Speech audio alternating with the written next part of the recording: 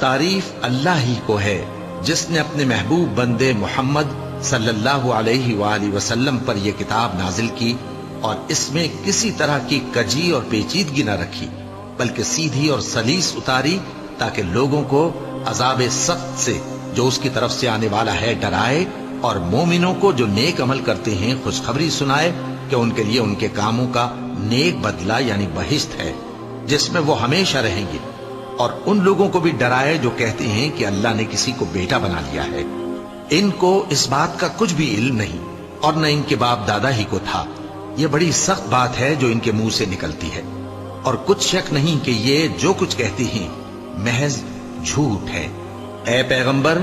अगर ये इस कलाम पर ईमान न लाएं तो शायद तुम इनके पीछे रंज कर करके अपने तई हलाक कर दोगे।